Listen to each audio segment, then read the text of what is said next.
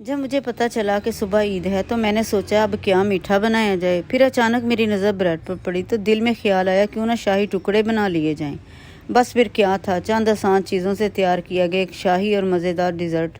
ऐसे नरम रस से भरे और लजीज शाही टुकड़े कि हर कोई उंगलियां चाटता रह जाए। ईद के दिन मेहमान हो या फैमिली, ये मीठा सबका दिल जीत लेगा। तो इस ईद पर ज़रूर ट्राई करें ये आसान और ज़बरदस्त शाही टुकड़े। सबसे पहले पैन में मैंने 1 किलो दूध को पकने के लिए रख दिया। जब दूध में अच्छी तरह उबाल आ जाए तो इसमें आधा कप चीनी शामिल कर दी। जब चीनी इसमें घुलकर हल्की सी मिठास पैदा कर दे तो अब इसमें मज़ीद रिच और मज़ेदार बनाने का वक्त है। एक छोटे से बाउल में लिया हुआ दूध, इसमें शामिल किया हुआ वनीला कस्टर्ड।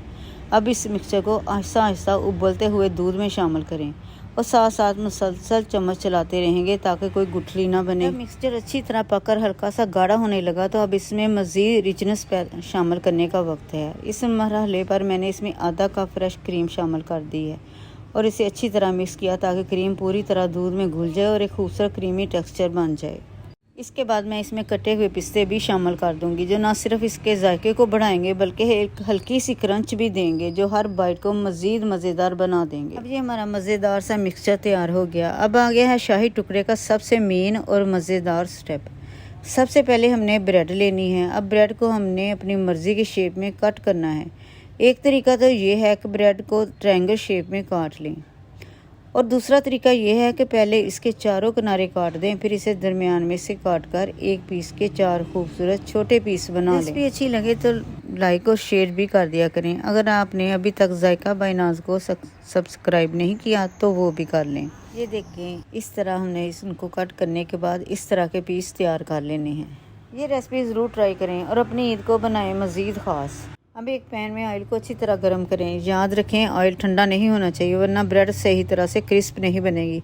जब ऑयल गर्म हो जाए तो ब्रेड के पीस इसमें डाल दें और इन्हें गोल्डन ब्राउन होने तक फ्राई करें और इन्हें अच्छी तरह क्रंची बनाना है ताकि बाद में जब हम इसमें शीरा डालें तो बाहर से हल्की सी क्रिस्पी और अंदर से सॉफ्ट टेक्सचर में आए। आप यहाँ पर देख सकते हैं कि ब्रेड के पीस कितने खूबसूरत गोल्डन ब्राउन हो चुके हैं, बिल्कुल क्रिस्प और मज़ेदार। अब जो हमने ट्रायंगल शेप में काटे थे इनको भी इसी तरह फ्राई करेंगे। जब ये भी इसी तरह खूबसूरत कलर आ जाए तो निकाल लें। अब आते हैं शीरे की तरफ जो इस रेसिपी की जान है। कढ़ाई से निकालते हुए गरम गरम ब्रेड के पीस अब हम एक एक करके इन्हें तैयार किए हुए शीरे में डिप करेंगे। ज़्यादा देर नहीं रखना, बस हल्का सा डिप करके निकाल लें। अब इन पीसीस को एक ट्रे या बोल में तरतीब से रखते जाएं। इसके बाद जो हमने पहले मज़ेदार कस्टर्ड वाला मिक्सचर तैयार किया था वो इसके ऊपर डालते देंगे और अच्छी तरह से फैला दें ताकि हर पीस पर बराबर आ जाए।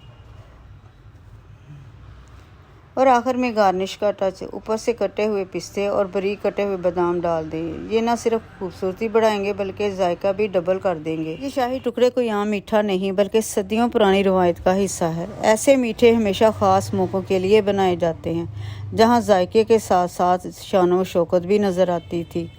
यही वजह है कि शाही टुकड़े आज भी इसी रवायती अंदाज में बनाए जाते हैं ताकि हर लुकमे में वही पुराना असली और खालिस जायका महसूस हो। और यकीन माने जब ये तैयार होते हैं तो ना सिर्फ देखने में शाही लगते हैं बल्कि खाने में भी इतने मज़ेदार होते हैं कि दिल खुश हो जाता है। मिलते हैं अगली मज़ेदार वीडियो के साथ। अल्लाह हाफिज़।